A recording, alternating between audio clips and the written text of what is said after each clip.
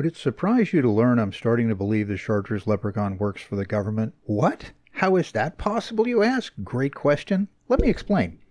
The government controls the resources. You know, all the stuff we can't find to make stuff we have to have. And what about all those overlapping government agencies with networks of agents that don't work together? Yeah, stalkerfish and sand sharks not working together. Right. And you're always traveling long distances for no reason to get anything done, like going island to island, repeatedly. Sure, I know it's a stretch of the imagination. I mean, who would believe an imaginary figure could wield the power of a vague, shadowy, non-existent government agency? Just kidding. The Chartreuse Leprechaun is just a Class A opportunist. So remember, if you see something and have no idea how it happened, the Leprechaun did it.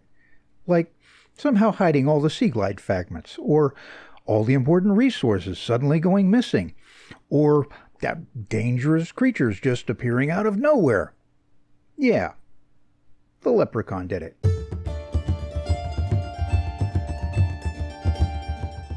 Mushrooms and leprechauns.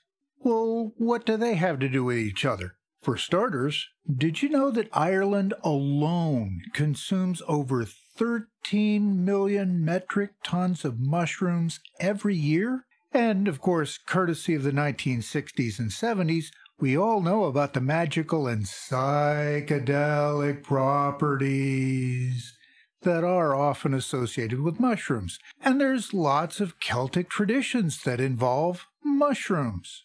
But our leprechaun, the Chartreuse Leprechaun, he hates mushrooms. Now, he loves a good ale, sometimes a stout, oh, and a good whiskey.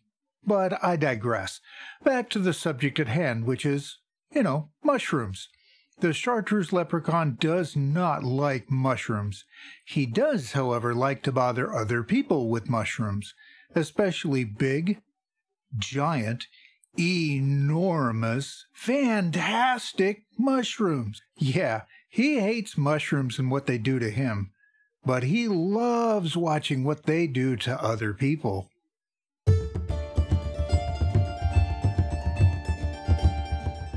Well, the Chartreuse Leprechaun tricked me. Yep, he did it. He convinced me that a sea dragon leviathan from our last episode of Subnautica was actually a sea emperor leviathan. You know, the next class up.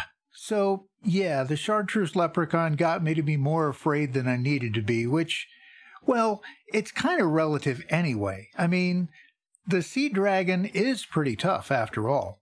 It's a Leviathan-class enemy that shoots fire. It eats Reaper Leviathans, and we know how tough those things are. And the Chartreuse Leprechaun has put us in tough spots before, like his negotiated dealings with sand sharks and stalkerfish. Oh yeah, the Leprechaun is such a grade A opportunist. I mean, he is, after all. So can you blame me for believing he has something going on with the warpers and the crab squids? I mean, we are talking the Chartreuse Leprechaun here, right?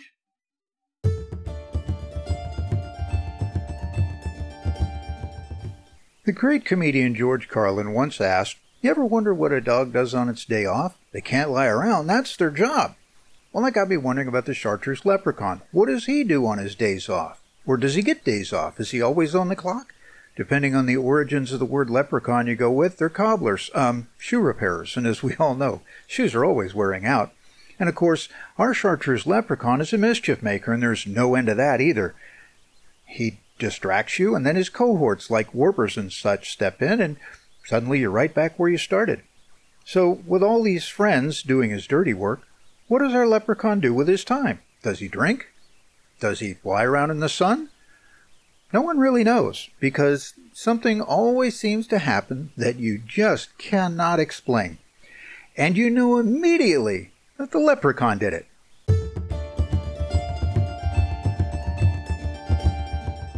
The Chartreuse Leprechaun believes bigger is better. But let's just ask our survivor about that. Early on, we found the Reaper Leviathan, and then we found the Ghost Reaper Leviathan. And then we found the Sea Dragon Leviathan. Now we found the Sea Emperor Leviathan, and it's got eggs, and it wants us to make it so the babies hatch.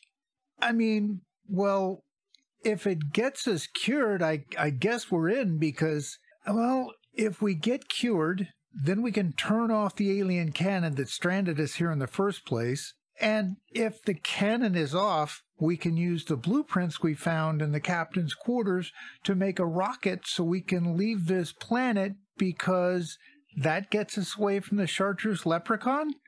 Right? Yeah, that's a solid plan. We're up for that challenge. What could go wrong? Right?